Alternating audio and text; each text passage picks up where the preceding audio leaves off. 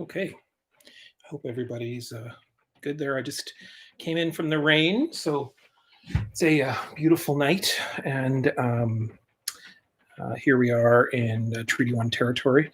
My name is Niigaan Sinclair, and I'm happy to be a part of Ride Don't Hide Manitoba week. And here we are about to spend a little bit of time together. I'm not 100% certain how long I'm supposed to go, but I believe it's supposed to be about 30 minutes. And so I'm not quite sure. I guess we'll find out how long everyone else's video was. But I'll go for about half an hour here. And it's a pleasure to be here. Bonjour, Niigaanwewidam, Niigaan. Like I said, I just came in from the rain, so you can see right here. It's a rainy night in Treaty 1 territory here. So, and look, I made my hair worse there. So I'm in the middle of COVID hair at the moment. So it's nice to see everybody and whoever's watching this. Today we're going to talk a little bit about mental health and talk a little bit about some of the challenges, I think, what we're facing as a community. And just for those of you that are interested, I'm going to draw upon a column that I wrote kind of in honor of this. And it should be coming out either today, or sorry, it'll go into the paper today, but probably will go out in tomorrow's paper. And so, and it was prompted by a recent piece that I was involved in, a national panel that I was involved in on Friday, involving the impacts of COVID-19 on Indigenous communities. And so during that panel on Friday, it was a national panel full of speakers, researchers, professors, academics, and what we were talking about was the impact of COVID-19 on Indigenous communities. And something really interesting was said by Dr. Evan Adams. Now, Dr. Evan Adams is the Chief Medical Officer of BC's First Nations Health Authorities. And he's a former actor. If you get to watch the movie Smoke Signals, he's in that. But he's subsequently become a doctor. And he said something really interesting in the middle of it. He's been researching the impacts of COVID-19 on Indigenous communities. And he said that, and this is his words now, quote, "In the past 3 months in Indigenous communities, more people have died from overdoses than the COVID-19 virus because of the mental effects of the pandemic." Now, that's interesting. Now, this is, it's interesting because what it indicates to you, what it says is that COVID-19 isn't the number one challenge facing Indigenous communities, even though obviously it's a challenge. Obviously, there is an issue in which, life and death situation involving the health determinants within Indigenous communities. But he argues, along others, in an organization called the Association of Canadian Studies, that the current situation in Indigenous communities is what's called a syndemic. Now, a syndemic is when two health challenges intersect within a community. And what that means is that when there's a historical group of people who are already health challenged due to a number of factors, those be institutional factors, historical legacies, whatever that might be, and then a pandemic or an epidemic hits them, it hits them worse than it does anyone else. Now, that's not to say that Indigenous communities are the only people impacted. Of course, everybody's impacted by COVID-19, but for 150 plus years, Indigenous communities have faced, a massive amount of oppression, marginalization, violence. I don't have to really tell all of you, I'm sure, that you know that Indigenous peoples have experienced, not done particularly well by the since Confederation, and even before that, because most of our communities have been flooded out, and then laws and policies put into place in which we've experienced oppression and marginalization and racism. Those continue to happen today, and I think the Black Lives Matter movement has brought that up very starkly for not only for Black people, but for Indigenous peoples as well. And so what you have is you have health compromised Indigenous lives in the current world. And then you have COVID-19 placed right on top of that. And so disproportionately, Indigenous peoples will be impacted by that. And part of that is because how do you wash your hands when you've got multiple peoples in a home on a reserve, for example? How do you socially distance when you're living in poverty and with multiple people in a place? Or, the fact that when you're in poverty, you have no choice but to go to work. There's no ability to, stay home and work from home. Never mind the fact that you probably don't have access to the technology that other peoples do in other areas of the community, for example.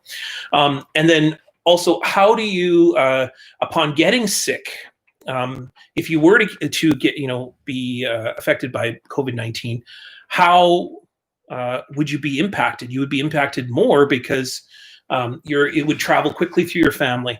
You don't have access to health and resource supports if you're on a First Nation. You don't have access to healthcare within your community, or you don't have access to the resources, a taxi, for example, to take you to the healthcare. So there's a multitude of factors that might lead, if you're an Indigenous person, to be just more affected by COVID-19 than anyone else. So what that's trying to tell you is that this syndemic, this fact that Indigenous peoples are disproportionately affected, is leading to a mental health challenge for Indigenous communities. And that mental health challenge is such that more people are experiencing trauma on top of their already existent trauma of having been in this project called Canada, or Kadata. And I particularly noticed this over the past few weeks. I walk with the Mama Bear Clan, and every Sunday night, they go 3 dates a week: Tuesday, Friday, and Sunday. And they've been doing that for much longer than I've been involved, of course. But really great, amazing work alongside other organizations, volunteer organizations, which frankly. And if I were to be totally, I don't want to get too political for a moment here, but the bottom line of it is the province has cut services for Indigenous peoples in the north end of Winnipeg, diverted those funds towards other communities that are more politically feasible for them, more politically favorable for them, the rural areas of Manitoba. Not to say they didn't deserve money, but they took that directly from the north end of Winnipeg, the Point Douglas communities. And then what you're getting is you have a dire situation involving poverty and volunteers dealing with those issues of poverty, because the province and frankly much of the city refuses to deal with it, and refuses to deal with it in a meaningful way. Simply opening up more shelters is not dealing with it in a meaningful way. Dealing with the issues of poverty is involved tons of different strategies that are needed, predominantly mental health strategies. And not having mental health services or not having safe injection sites is how you deal with the issue of poverty within the city of Winnipeg, not opening up a shelter in the last minute. Those are important, don't get me wrong, those are important that we do that, but what's really important is that we enable the supports for people who are living on the streets. Because what I've often said is, it doesn't matter if you give someone a house, but if they're not prepared to live in a house, they're not going to live in the house. What they're going to do is they're going to choose Tent City over that house, because frankly, they find more community there, more connection. And I didn't mean to go down that rabbit hole there for a second here, but basically what it is to say is that we live in a situation involving Winnipeg where volunteers are saving the city. People who are dedicated to community are saving those cities. Predominantly Indigenous peoples are saving other Indigenous peoples. And that's just a fact on what's happening within the city. And I think that's unfortunate, because I think that there's an opportunity for all Winnipeggers to participate in the solution. But that being said, what I've noticed after walking in the Mama Bear Clan for 3+ months during the pandemic is an exponential growth of substance abuse, an exponential growth of poverty, but evident poverty. Like, I think the poverty's always been there, but the growth of that poverty has become very stark. And that's resulted in the growth of Tent City, for example, but has also resulted in, I think, the acrimonious relationship between police officers and people who are living on the streets, people who are living in dire poverty situations. And so all of that ties to a notion of a growth of trauma. Now, trauma, on top of trauma, as we know, within Indigenous communities, results in huge health determinants, more people being impacted by COVID-19 than anything else. So my point of bringing all that up is to say that Indigenous peoples are facing a really stark reality, and that their stark reality is that mental health is the biggest challenge. Mental health is even more challenging than COVID-19 at the moment.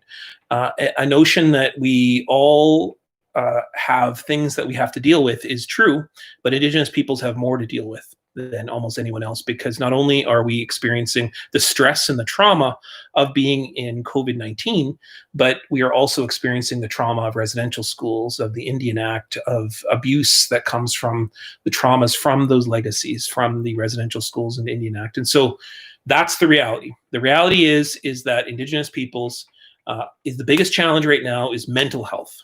Mental health is what we must address, and that may be the challenge going forward. Now, I myself can speak a great deal to the issues of mental health because I worked in mental health for a long period of time. My mother is a mental health practitioner. She's a former community mental health worker, also an intensive case manager with the Interlake Regional Health Authority. And so, she dealt with people coming out of the Selkirk Mental Institution when I was growing up. And so I was surrounded by people who were working in mental health all the time. My mom's best friends were psychiatric nurses. My time that when she'd bring me to workshops and stuff, she'd be giving workshops on crisis intervention and nonviolent crisis intervention. And, I remember I had my certification in CPR when I was like 16 or something like that. So, and it's all because when you work in mental health, everybody's always thinking about mental health. My mom, also recognized at a very early age that I had issues involving my own health, mental health. So I was in therapy at a very young age, and I didn't like that very much, to be frank with you. I didn't like it. There's nothing like being a 12-year-old and being in therapy, and I didn't enjoy that very much. In fact, I was very angry for a long period of time, and that had a lot to do with the divorce of my parents. So I have experience in mental health both as a practitioner, as a helper, and then also as a person who's experienced mental health as a client, as a person, as a relative in a system being helped. I also, throughout my university years, worked in the Salvation Army Crisis Stabilization Unit, both in Selkirk and the city of Winnipeg, which is a non-denominational facility. It's just the fact that it's with Salvation Army is simply the fact that it's housed there. It wasn't a denominational space. There was no praying, for example, but it was a place in which mental health, and there was a mobile crisis unit that I participated and helped with as well. Now, one thing that I learned about mental health, and there's a ton of things that I did during that job. One thing that I did was I dealt with the crisis calls. And the other thing that I dealt with a lot was the residential facility. So I was an activity worker. So I would take people out who were in crisis and needed safe places to go to be able to, go for a walk, for example, or we sometimes would go to the festivals down at the Exchange District and we'd stay together, or sometimes we would, sometimes we just go to the store and get a cup of coffee. Now, is working with people, street people who were experiencing mental health issues. I sort of got it all at once. I got some of the major issues involving mental health, of course, some real deep issues around bipolar disorder, issues involving schizophrenia. But then I also got people who had experienced a great deal of paranoia and depression. And so, I got to see sort of it all at once, working at the Crisis Stabilization Unit. And that was a very rich experience for me, but it also raised a lot of my own issues. It also, working with people who experienced depression, I myself got very depressed. And I had a great deal of issues for a long time. And I would say that I still go through that. I still have a lot of issues around anxiety. And particularly, I had a very violent incident a few years ago involving my life, and that brought up a lot of issues that I'm still living in the echo of, a lot of anxiety. And one of the ways that manifests itself is when I'm on flights. When I'm on flights, I get a lot of panic attacks especially when there's turbulence, and that all ties together with that violent incident that happened in 2015. And so I tell you all that to say that mental health is a very real reality for me, and it's a life and death situation. It's a constant struggle for me as a person who's in the very public eye. I'm a writer with the Winnipeg Free Press. I'm also a professor, and I think there's a bio there. You can probably read on what I do, but mental health is a very real challenge for me. And so I want to just give you a few things that I do to try to promote a healthy lifestyle, a healthy way of living for myself. And I think this is particularly pertinent for being an Indigenous person, but I think it's applicable for everybody. And so I have a list here of 5 different things that I do to help myself when I'm trying to live a healthy mental well-being. And that all goes back to the training that I got as a mental health worker at the crisis unit in downtown Winnipeg, working with street people, but particularly also working, having a mom, working with a mom who's, always in my ear, even though she's not around, she's sort of reminding me about the importance of, feeling grounded. So now the first thing I want to say is that the hardest thing about living a healthy mental wellness is knowing that you're going into crisis, or knowing that something is off, or knowing that something is you're experiencing difficulty that's leading you to an unhealthy position in which you were in a healthy position. Maybe you woke up in the morning and you thought, okay, having a good day, and then boom, something happens, and it's a trigger event, which is the most important thing to understand. And then that leads you down a path. So when you start to feel yourself feeling dark, or feeling lonely, or feeling upset about something, the most important thing is to recognize that you're going through, that you're heading, what I call it is going down the path. When you recognize that you're going down the path towards depression, or towards negative thoughts about yourself, or when you're going down that path towards maybe even suicidal ideation, which I've had, just to understand that that's where you're going is the hardest thing to do. And that only comes from time and space. So when you start to feel yourself going down that, and that may involve an event in which you've realized you've just yelled at your daughter or your son, and you can feel yourself withdrawing from a group, or you can feel yourself having really confusing thoughts about something. The key at that moment is to take time and space. Now, some of us have the luxury of time and space. I happen to be in a very beautiful sunroom right now, and I can find that time and space.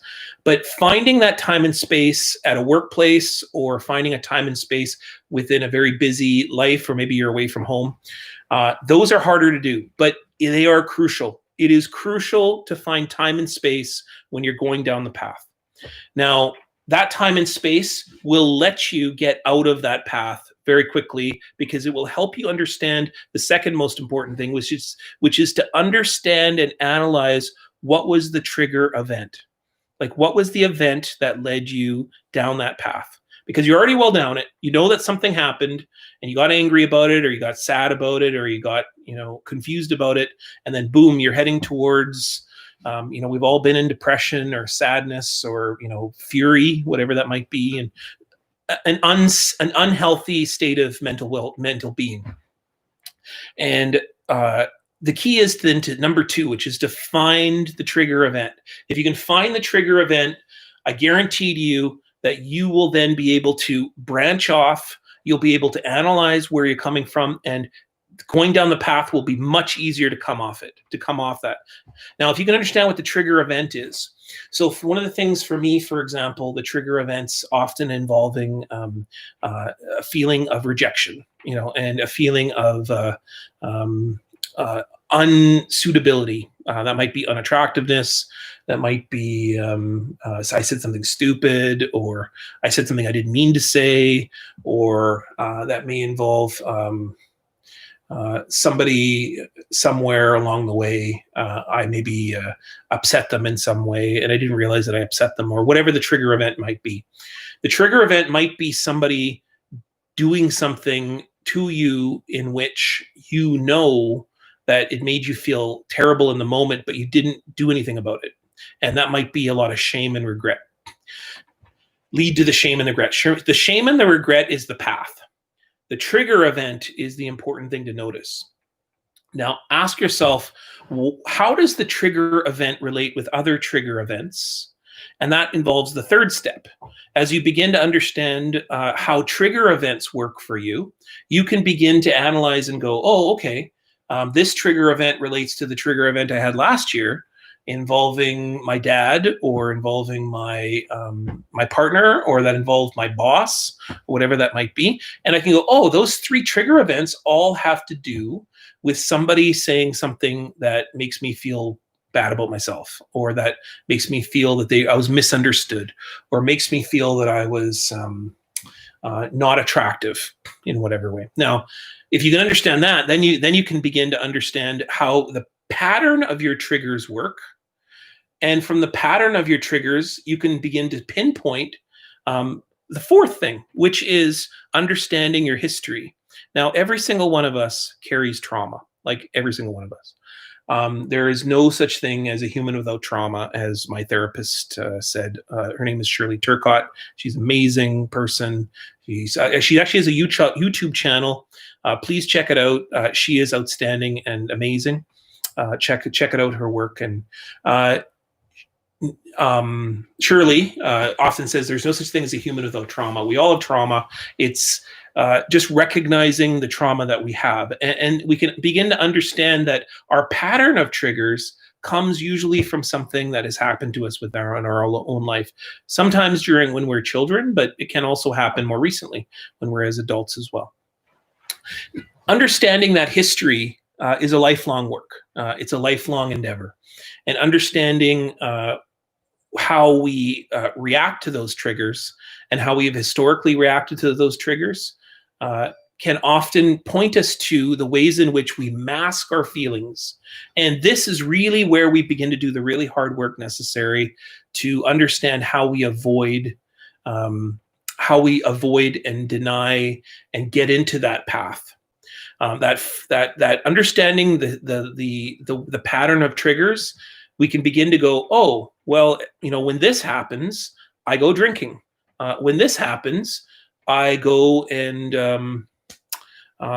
use drugs. Or when this happens, I go and gamble, or whatever it might be. Sometimes people have healthy outlets for that, but I think that's more about time and space. That's how you get off the path. Remember what I said before? The first step is to take time and space to get into understanding what your triggers are. Now, I'm sorry, my phone's ringing over there, so I'm just distracted for a moment. But if you can begin to understand those pattern of triggers, it'll help you understand how you're coping with those triggers. And then you'll be like, oh, okay. Because I think this is the biggest mistake people often make. And I say this because I am the king of this mistake. The biggest mistake that people make is they start with trying to analyze the patterns, or they start analyzing. They go, I don't want to drink anymore. I don't want to do drugs anymore. I don't want to gamble anymore. I don't want to get involved in violent behavior anymore. The problem is that that's the symptom. That's not the problem. That's the way we're coping with the trigger. We have to analyze the trigger, right? And then the patterns of the trigger. And then the patterns lead us to the history. And the history then leads us to, oh, okay, that's how we lead to that path. Now, as we begin to understand those, the patterns of those triggers, then we have to take the next step, which is the hardest step of all. The hardest step of all is to cope, is to take the next step to enable and understand the truth. And the truth is this: we are all going to have triggers all the time. Why? Because we interact with people, we interact with the world. We can't get rid of our history. Our history is there. It's about how you, one thing that I think is one of the best teachings I've ever gotten is you never rid yourself of trauma. You just carry it differently. You only, some days it's very heavy and some days it's very light. And if you can get your trauma to a point where you're carrying it in the latest way possible, then you can walk briskly. You step. You can also help people more. We all carry trauma, and some days it's heavy and some days it's light. Some days are easier, some days are harder. And understanding that how you then deal with every situation involves a moment of possibility, a gift. That possibility, that when that trigger happens, that event happens, that interaction happens that makes you feel really terrible or sad or lonely, that will lead you to the path. And the path is the opportunity. Because I think oftentimes we feel a lot of shame about feeling depressed or feeling lonely or feeling angry. But if you can think of those things as a gift, as opportunities, that will help you, I think, lead to a position in which you can make choices. And those choices will be the action necessary to get you back to a place of healthy well-being, of healthy mental health. Now, I tell you that because this is something I struggle with a lot, and I struggle with a lot in terms of choosing good paths for myself, and not, those 4 steps that I talked about, which is the first is as soon as you feel yourself going towards an unhealthy state of mental well-being, take time and space. That's number 1. Number 2 is look back and see what your triggers are, right? And what are the triggers that led you to that position? And then 3 is understand what is the pattern of those triggers, and then realize that those patterns lead you to your history. That's number 4. So number 3 and number 4, patterns. 4 is history. And then number 5 is opportunity, is understanding, okay, I have an opportunity in every situation to act differently and to be cognizant of the trauma that I carry, knowing that I'm never going to get rid of it, but understanding that that trauma is real and that I can walk forward with a healthy state of well-being into the future to be able to make good choices for myself. So I'll tell you one other example, I think, of a way that we can deal with this. And this is a little bit more practical than the theoretical stuff that I'm speaking about. So when my daughter was born, she's upstairs actually right now, so she might be listening to this. But she's 14 now. And when my daughter was born, is beautiful baby girl, and my partner and I had her at home. It was a really beautiful time. I think for men, a lot of men don't connect with their children until they physically hold them. So for me, Sarah was just kind of an idea, even though I knew she was coming, of course. But then as soon as when I held her, that's when I can remember the night. She was 2 days old, and I fundamentally changed inside because I was like, now I got this little girl to take care of, but it also, over the next few months, led to a lot of issues for me, a lot of really scared, a lot of fear, a lot of shame, frankly. And fear always leads to shame, because when I was fearful, then I would lead to a lot of things of like, why am I scared to hold my daughter? Why am I scared to spend time with my daughter? Why am I, angry at my partner because she doesn't just let me go, or just let me, run away when I'm fearful? All of that goes to the major trigger within my own life. The trigger event, of course, was the birth of her. But understanding the pattern is I'd always run from feelings of connection, or feelings of my way of understanding it is that I would always run before I could get hurt. And that goes a lot to my parents' divorce and my dad leaving when I was very young. And I think because that was so profoundly painful for me, it led to a real feeling of loneliness and a really feeling of powerlessness. And when I was a young boy, I had very little power over the situation involving my parents' divorce. And so as a result, I I felt a lot of anger, and I took out a lot of anger at my mother, who was near closest by, and I also took a lot of anger out of my own body, and I actually was hospitalized a number of times for self-harm, and that also led me to some real challenges when I was older, involving relationships with friends or with girlfriends or with other peoples in my life, because I would often, at the first sign of any conflict, I would just run. I would just cut ties and run, and it led to some really not useful behaviors, and particularly behaviors that involved hurting people. And so that took me a long time to understand that pattern. And that pattern really came to a head when my daughter was born, because when she was born, then I went, oh, okay. I want to run because I don't really know how to handle the situation, but I can't run because you're a parent, and I think I was very lucky in that my daughter's mother, a really brilliant, amazing woman, was kind enough to me that she understood that was not useful, and that she wanted to help me in the best way that she could. And so this is where I got involved with Shirley Turcott. And my therapist, still a good friend of mine, and she's of course no longer my therapist, but she's now touring the country doing other things on a YouTube channel. Check her out. Anyways, so it took me a long time to understand those patterns, and understanding those patterns is about cutting and running, and not engaging in the hard work necessary to make a healthy relationship with people. And so that was hard, and for a long time, it took me a long time to realize that was what I was involved in. And understanding the patterns, though, connected me with understanding my history. And then now I understand that when I'm in that situation where I want to run, when a connection is being made, or something that potentially could hurt me, meaning something that potentially could connect. And it wasn't just my daughter, but the daughter was the triggering event, but it involved, thinking of, staying at a job, for example, or I've never, this is the job that I have now is the longest job I've ever had before. I've been at the University of Manitoba for 8+ years now. Whereas most of my life, I'd always had just short-term jobs, because every time there was a conflict, I would just be like, I'll quit, I'm out of here. Buying a house, for example, is a very triggering event early in my life.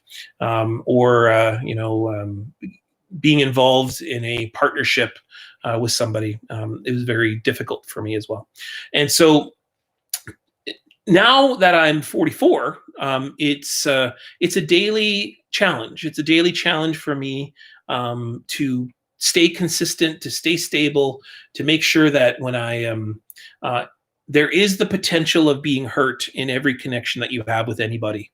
And so handling that is one of the hardest things I've ever had to do, because what happens is it involves me confronting a lot of feelings and a lot of fear involving connecting with other people.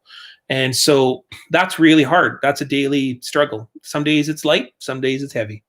And that's the reality, I think, of every opportunity that you have with someone, trying to turn and stay connected, and not letting your fear drive that connection is something that's really hard. And I think that that's probably one of the most practical ways I'd explain to you what I call the 5 steps, or the 5 parts of what I wanted to talk about a healthy mental state of well-being. So I hope that was helpful to you, and I hope that it was helpful in understanding a little bit about the current situation in which we're in with COVID-19, a very difficult situation involving all of us and some of the mental state of well-being. There's a few things I want to say about COVID-19, and then I'll wrap up here. Right now, there's a great study that's been produced out of the Association of Canadian Studies, that same group that Evan Adams I spoke about at the very beginning. And there's a research report that was released this week. And what it said was they interviewed 1,500 people on mental health since the pandemic has started. And what they found is that 1 in 5 people in Manitoba and Saskatchewan think that their mental health is worse due to the pandemic. a little bit lower than Canada. In Canada, 1 in 6 Canadians feel that their mental health is low. It's still crazy high amount. So 15% of all Canadians, 20% of all Manitobans feel that their mental health is worse over the past 3 months. It also found that 35% of everyone in Manitoba and Saskatchewan, or the polling amounts anyways in those two provinces, are stressed and worried when they're out in the public. Now, that's lower than most Canadians, and I think that directly ties to the fact that COVID-19 has had a very different impact in Manitoba, much less impact than Quebec, for example. And so 50% of Canadians are worried to go outside. 35% of us are in Manitoba, Saskatchewan, but 50% of us in Canada are scared to go outside. And 38% of people in Manitoba, Saskatchewan are fearful of contracting COVID-19. But the most telling statistic is that 40% of Manitobans feel that the worst is yet to come. Manitoba, Saskatchewan. That tells you that there is a lot of existent anxiety out there.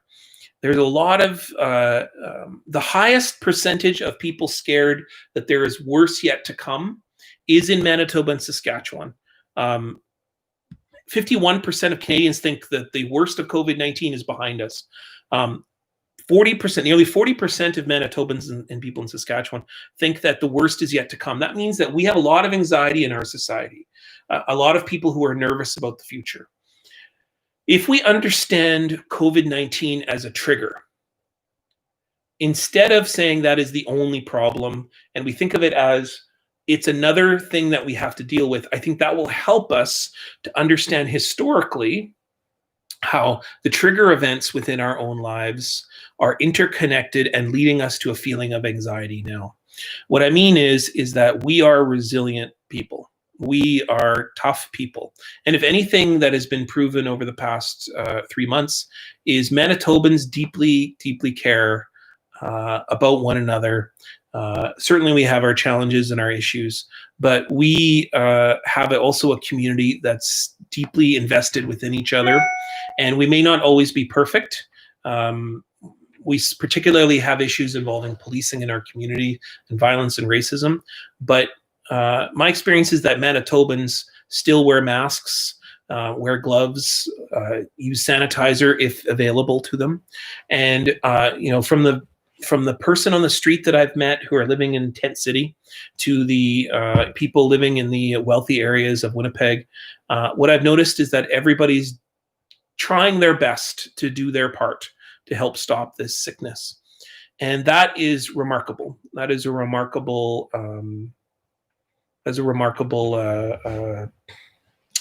moment, I think, for us to think about, in that we are all pulling together and that we're all part of a way that we're caring for each other, even though we might not know about each other, we not know fully about each other. And certainly we have issues within our community, within our society, but I think it shows an evidence of a leadership within every single Manitoban that we think about each other. And if we take that to heart, I hope that gets you through some of the triggers that we may or may not be facing into the future, but we are certainly facing now. Because it's evident that 40% of Manitobans think the worst is yet to come. And that means 40% of Manitobans are living every day with a great deal of anxiety and fear. And that fear will lead to feelings of shame and feelings of embarrassment or feelings of confusion or maybe anger or maybe sadness. And as you go down that path, take the time and space necessary to breathe and realize that we are all in this together and that we care about one another, and we will beat this together. We will care. We need to do a lot more. And I think we need to encourage our provincial government, sometimes forcefully so, to invest in mental health services, to invest in the future, not simply work on the bottom line and austerity and cut, social services, but to invest in each other. That will lead us to a future community together. That's how we will get out of this. And we will do it because I see it being done every day. I see it being done in such a way where I see people in anxiety, in nervousness, in confusion, using that as an opportunity to do good, to go and offer their help or their donation to support the Mama Bear Clan or the Bear Clan or the whatever else organization that they're supporting, United Way. And that's an opportunity. That's an opportunity to go, I'm going to do something, and I'm going to not be stuck on this path, but I'm going to do something to make our community better. And if we can do all of that, we'll be okay. In fact, we are already okay. Manitoba, there's a reason why Manitoba is leading the way in protecting itself from the existence of COVID-19. And it's because First Nations are patrolling territories, protecting themselves and others, particularly those along the highways near their communities. It's because of people, churches, for example, in the city of Winnipeg, coming together online to create fundraising. There's a group in Winnipeg that were sent the $200 from the Premier, and they all collected their, at a church here in Winnipeg, they all collected that money together and they sent it to a seniors residence of Indigenous seniors in the North End, because they wanted to do something good with that money. They knew they didn't need it, and they sent it to a group that really did need it. There is hundreds more of examples. I'm thinking of my colleagues who fundraised to support a person who was homeless. I'm thinking of my friends who got together and did drive-bys to support people who, young students who needed love and support when they were graduating. I'm thinking of my cousin who, knows a lot of people who are out of work, and he allows and supports and encourages and helps fundraise for people who are certainly suffering as a result of losing their job. Think of that trigger event, which leads to the feelings of powerlessness and anxiety and nervousness, anger sometimes. Think of that as an opportunity to help produce a better life for everyone around us, and we'll do okay. So with that, I say huge miigwech. I don't see any questions in the chat or anything along that way. I think this will be taped and put online. I am so happy to be involved with the Canadian Mental Health Association and the Manitoba chapter in providing this week for all of you. I think I'm the last speaker, or one of the last anyways. It's been a great week of events. I've watched several online. And I hope that events like this take place to dedicate themselves to support the healthy mental health of Manitobans, and for all of us in our community. All of us in Treaty 1 territory, this was what life was supposed to be, is us taking care of one another and us parenting each other's children, us sharing this bountiful resources, and making sure that there are no people that go hungry, that no people go sick, and that all of us take care of one another. So I say huge miigwech, Niigaanwewidam Miniwa. Take care of one another. And this is Niigaan Sinclair, University of Manitoba, columnist with Winnipeg Free Press, and a dad. I'm a dad, probably first and foremost. And I say that to say huge miigwech to all of you, and for including me on this week. Take care, everybody. Miigwech.